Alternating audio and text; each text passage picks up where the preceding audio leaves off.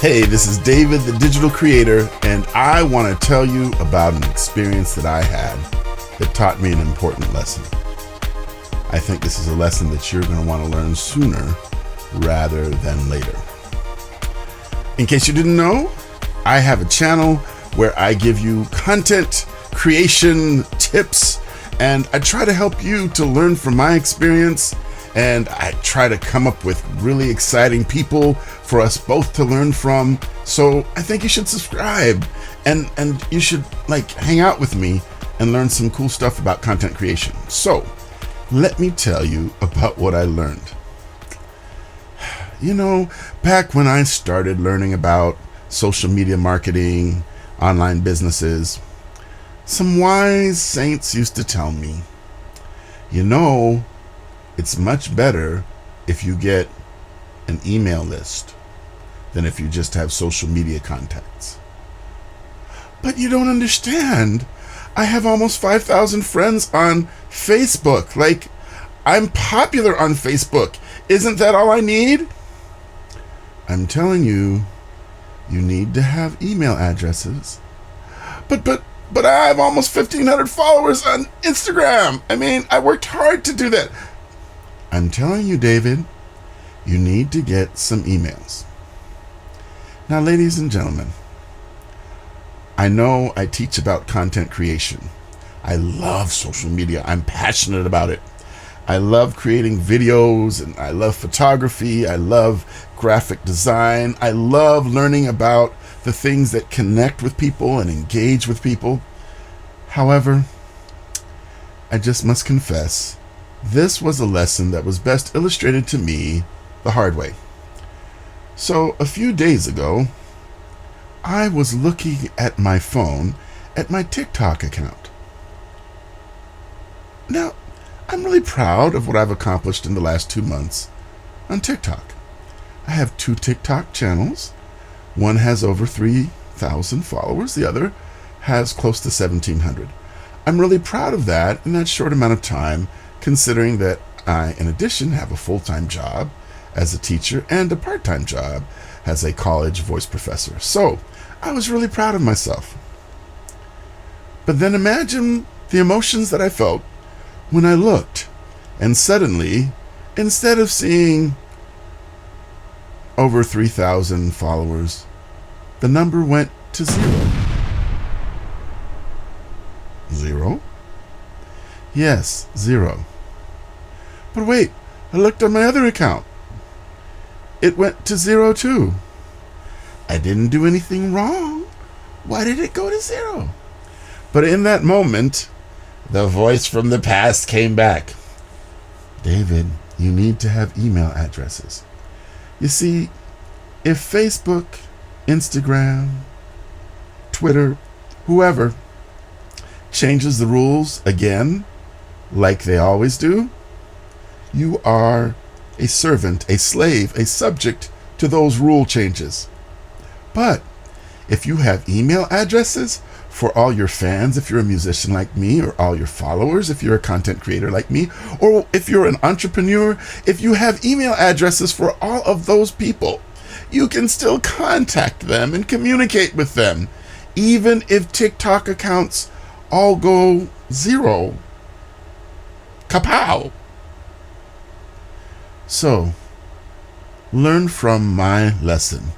Fortunately, my son said, Dad, it's the servers. Don't worry, your followers will come back. Okay. Thanks, son. Burdens were lifted. So, I'm hoping that you don't have to have a heart attack and lose, for some reason or some rule, the access to your followers. Let me say another thing real quick here. I remember the first time that I learned what a small percentage of the people on my Facebook page see what I post. I had a singing group called the Praise and Worship Experience. We did a wonderful live recording. We have a page with over 600 followers. I have another page called Journey to Worship, where I broadcast morning worship, and I also have a blog called Journey to Worship with over 1,800 followers. And you know what?